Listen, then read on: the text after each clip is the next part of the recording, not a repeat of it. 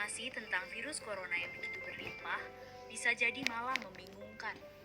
Maka dari itu, kita memerlukan protokol kesehatan yang alurnya jelas, sederhana, dan mudah dipahami.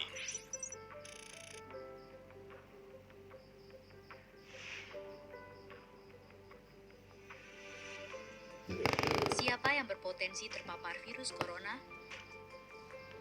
Orang yang memiliki riwayat perjalanan 14 hari yang lalu ke negara dengan transmisi lokal COVID-19 atau merasa pernah kontak dengan pasien terkonfirmasi positif COVID-19. Apa yang perlu dilakukan jika memenuhi dua kondisi tersebut? Bila Anda merasa sehat, maka dianjurkan untuk melakukan karantina diri di rumah selama 14 hari sambil memonitor kondisi tubuh. Bila Anda merasa tidak sehat atau timbul gejala, segera lapor ke petugas kesehatan atau hubungi Hotline Center Corona untuk mendapatkan rujukan pemeriksaan ke fasilitas layanan kesehatan. Gejala apa yang perlu diperhatikan?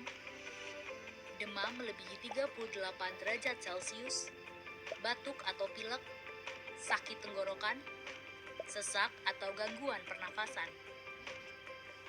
Apakah perlu langsung datang ke layanan kesehatan? Apabila gejalanya ringan, utamakan menghubungi Hotline Center Corona atau rumah sakit rujukan terdekat untuk mendapatkan informasi mengenai langkah selanjutnya.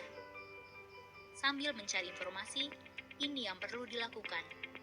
Tetap hindari keluar dari rumah, istirahat yang cukup, banyak minum air putih dan makan makanan bergizi, mempraktekkan kebiasaan bersih seperti cuci tangan, dan membersihkan area-area yang tersentuh permukaan tangan.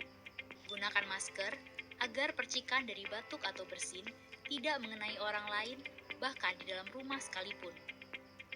Kapan harus mencari bantuan medis tambahan? Bila gejala yang dirasakan cukup parah, misalnya sesak nafas berat, atau apabila Anda dalam klasifikasi kelompok rentan karena berusia lebih dari 60 tahun, memiliki penyakit kronis seperti diabetes, hipertensi, gangguan imun, ada riwayat sakit pernafasan, dan lainnya. Apa yang perlu dilakukan bila gejala berlanjut dan harus ke fasilitas kesehatan? Gunakan masker saat keluar rumah.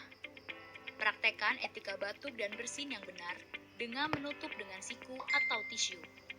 Hindari menggunakan transportasi publik. Bagaimana tahapan screening pasien di fasilitas pelayanan kesehatan? Sebelum memberikan perawatan, tenaga kesehatan di fasilitas layanan kesehatan akan melakukan screening. Jika tidak memenuhi kriteria pasien dalam pengawasan atau PDP COVID-19, maka akan dirawat inap atau rawat jalan, tergantung diagnosa dan keputusan dokter. Jika memenuhi kriteria pasien dalam pengawasan COVID-19, maka akan dirujuk ke salah satu rumah sakit rujukan, didampingi oleh tenaga kesehatan yang menggunakan alat pelindung diri atau APD. Di rumah sakit rujukan, spesimen pasien diambil untuk pemeriksaan lab dan pasien akan ditempatkan di ruang isolasi. Spesimen dikirim ke Badan Penelitian dan Pengembangan Kesehatan atau Balitbangkes di Jakarta. Hasil pemeriksaan pertama akan keluar dalam 24 jam. Jika hasilnya negatif, pasien akan dirawat sesuai dengan penyebab penyakit. Jika positif, maka pasien akan dinyatakan sebagai penderita COVID-19, diambil sampel setiap hari, dan baru akan keluar dari ruang isolasi jika pemeriksaan sampel 2 kali berturut-turut hasilnya negatif. Itulah informasi dan protokol kesehatan untuk masalah COVID-19 yang perlu diikuti oleh masyarakat. Sakit akibat virus corona dapat disembuhkan.